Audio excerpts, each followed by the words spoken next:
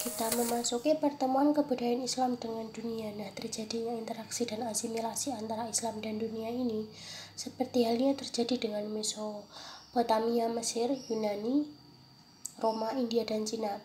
Pertemuan ini telah berlangsung sejak awal melalui perdagangan, peperangan, hubungan diplomatik, kebudayaan, dan pendidikan. Pada masa Umayyah dan Abbasiyah sendiri, interaksi Islamnya itu sudah semakin masif atau melemah akibat semakin luasnya daerah kekuasaan Islam yang mencapai Timur Tengah, Afrika, Andalus, Eropa, India, dan Cina. Nah, Sisilia sendiri atau Eropa itu merupakan salah satu pusat peradaban Islam setelah Cordoba atau Spanyol. Kala itu provinsi di selatan Italia itu menjadi titik pertemuan antara timur dan barat serta Islam dan peradaban Eropa. Terlebih Sisilia merupakan kawasan yang strategis, yakni antara daratan Italia dan pantai Tunisia. Maka Sisilia pun menjelma menjadi penghubung antara Afrika dan Eropa baik secara politik maupun budaya. Meski dikuasai peradaban Islam, Sisilia merupakan berkah bagi peradaban barat karena merupakan gerbang transfer ilmu pengetahuan dari dunia muslim ke barat.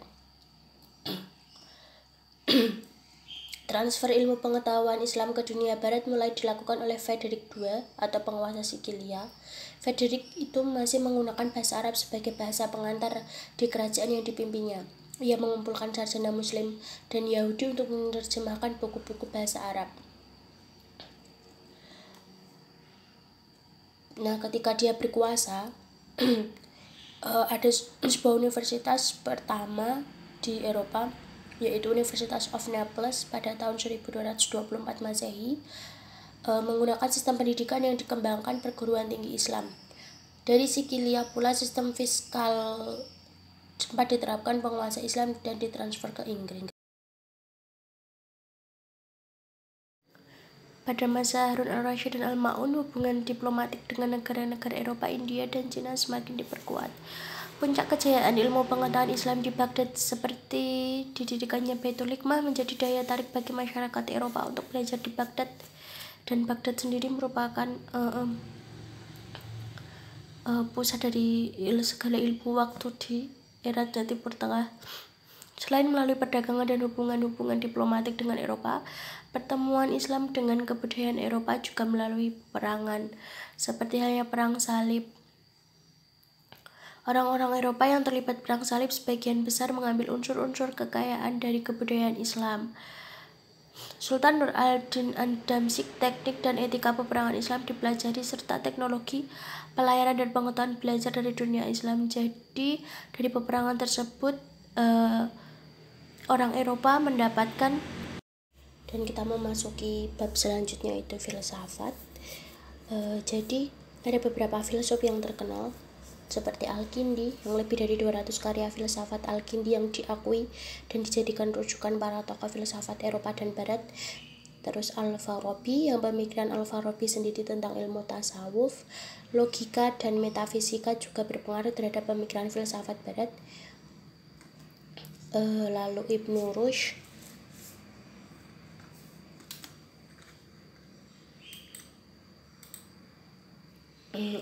itu pada abad ke-6 falsafahnya dijadikan rujukan oleh golongan terpelajar di Italia dan lain-lain.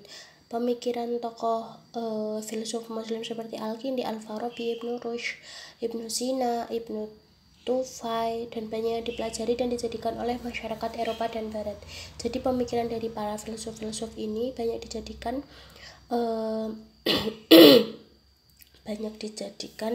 sebagai rujukan keilmuan. Nah, filsuf muslim yang pertama tadi saya sebutkan adalah Al-Yusuf Al-Kindi, Al-Yusuf Yaqub bin Ishaq Al-Kindi yang lebih dikenal dengan sebutan Al-Kindi. Beliau adalah berasal dari keturunan bangsawan Arab dari suku Kindah, yaitu suatu suku bangsa yang pada masa sebelum Islam bermukim di wilayah Arab Selatan. Al-Kindi sendiri dilahirkan di Kufah. Ayahnya adalah seorang gubernur Basrah yang pada masa pemerintah Khalifah Abbasiyah Al-Hadi dan Harun al-Rasyid. Al-Kindi tercatat sebagai salah satu penerjemah mahir dari masa gerakan penerjemah, ia terutama sekali ikut memperbaiki terjemahan Arab dari sejumlah buku. Jumlah karya tulis Al-Kindi cukup banyak, yakni 241 buah risalah dalam bidang filsafat, logika, psikologi, astronomi, kedokteran, kimia, matematika, politik, optik, dan lainnya. Sayangnya, kebanyakan karya tulisnya itu tidak atau belum dijumpai. Baru setelah 25 buah karyanya berhasil ditemukan dan kemudian diterbitkan dalam 2 jilid.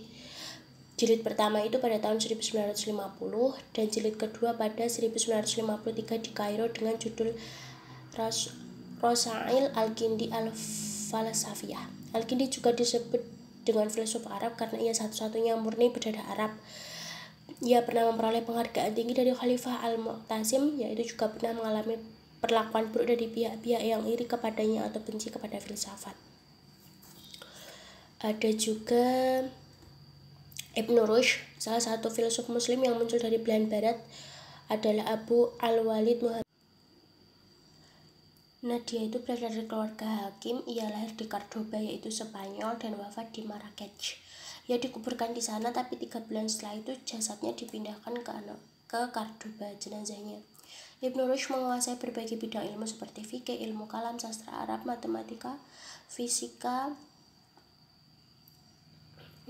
dan filsafat. Ia berhasil menjadi ulama dan filsuf yang sulit ditandingi. Ia juga pernah menjadi hakim di Cordoba pada tahun 1171 Masehi. Ibnu Rushd juga pernah menjadi dokter istana. Kehebatan Ibnu Rushd terlihat dari karya-karya tulisnya. Ia menulis Bidayah Al-Mujtahid, sebuah karya besar berupa fikih perbandingan yang secara luas dipakai oleh para fuqaha dan sebagai rujukan penting. Ia juga menulis Kuliat fi Atib yang membicarakan garis-garis besar ilmu kedokteran. Memasuki yang kedua, yaitu sosial politik. Ada konsep keadilan, hak individu, serta penyertaan rakyat dalam memberikan pendapat. Kalau di barat itu disebut demokrasi, diperkenalkan oleh Islam. Jadi konsep keadilan atau hak berpendapat ini tadi, atau dalam tanda kurung demokrasi ini, itu diperkenalkan oleh Islam. Jadi sebenarnya demokrasi itu sudah ada sejak zaman Islam. Etika peperangan, pemberian layanan yang baik terhadap tawanan, serta perlindungan nyawa terhadap anak-anak, orang tua, dan wanita. Jadi sosial politik ini juga ada etika peperangan. Jadi di saat perang pun ada etika, yaitu memberikan layanan yang baik terhadap tawanan serta pelindungan nyawa terhadap anak-anak, orang tua, dan wanita. Jadi dalam peperangan sendiri Islam itu sebenarnya memberikan kebijakan yang baik sebenarnya. Terus ada konsep-konsep kesejahteraan sosial masyarakat. Tanggung jawab menjaga kesejahteraan sosial tersebut, Islam melibatkan individu, keluarga, dan institusi sosial. Ada pelayanan yang sama terhadap kaum perempuan. Terutama tugasnya dalam merawat dan menjaga keluarga, masyarakat, dan negara. Di sini Islam mengajarkan tentang kesejahteraan gender, yaitu pelayanan terhadap wanita, yaitu menjunjung tinggi harkat martabat wanita. Terus konsep kehidupan sosial yang toleran dan harmonis. Dan selanjutnya adalah ekonomi. Kegiatan perekonomian Eropa selanjutnya dipengaruhi oleh kegiatan perekonomian dalam Islam. Jadi Eropa itu ikut terangkat ekonominya juga karena perekonomian dalam Islam, seperti kegiatan perdagangan, perindustrian, teknologi pertanian, dan sistem pengairan. Pengaruh Islam dalam sistem pertanian Eropa itu bisa kita lihat dalam aktivitas menanam sekoi, padi, tembakau, aprikot, dan limoy, cara menanam tebu, dan sistem penampungan air. Pemikiran tokoh-tokoh pertanian Islam yang mempengaruhi sistem pertanian Eropa diantaranya adalah Ibnu Baitar dan Al-Ghazali. Jadi ekonomi Barat ikut terangkat itu juga karena pengaruh dari pola perekonomian Islam yang pada dasarnya mereka itu memang berlatar belakang dari perdagangan, dari perindustrian, dan juga teknologi pertanian yang pada waktu itu Islam sudah mengalami kemajuan dalam hal baik dari pertanian, perdagangan, dan juga perindustrian yang pada akhirnya mendorong dan juga mempengaruhi perekonomian Eropa. Selanjutnya adalah ilmu pengetahuan. Ilmu pengetahuan yang terkenal di sana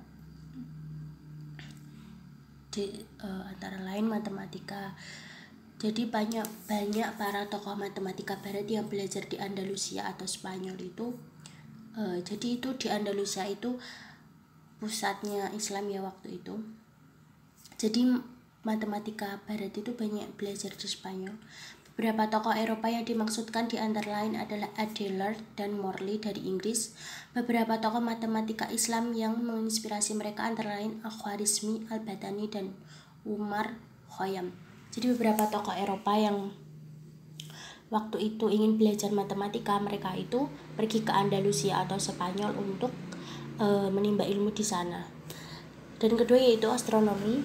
Tokoh-tokoh astronomi Islam yang berpengaruh pada perkembangan astronomi barat adalah Abu Mas'ar, Khwarizmi, Ibnu al-Zarqiyali atau Az-Zarqali, Al-Biruni, Abu Barakat al-Baghdadi, Abdurrahman al-Sufi, Al-Kindi, Al-Tusi, Al-Batani, dan lain-lain. Bahkan banyak istilah astronomi barat yang menyerap dari istilah astronomi Islam seperti Al-Sumud dan Nadir.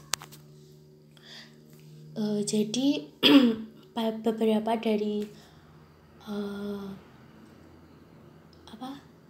beberapa dari orang Eropa, bahkan mereka ada yang menjadikan tokoh-tokoh atau para ilmuwan Islam itu sebagai panutan, karena memang pada waktu itu Islam dan Eropa itu baik dari keilmuan maupun dari ekonomi itu pada zaman penyebaran Islam sudah sampai di Al-Baghdad dan juga sampai di Andalusia atau Spanyol itu mereka lebih unggul. Jadi Barat itu akhirnya unggul setelah terjadinya revolusi industri. Jadi sebelum revolusi industri itu beberapa dari orang Eropa memang banyak belajar atau menimba ilmu di Baghdad, di Andalusia.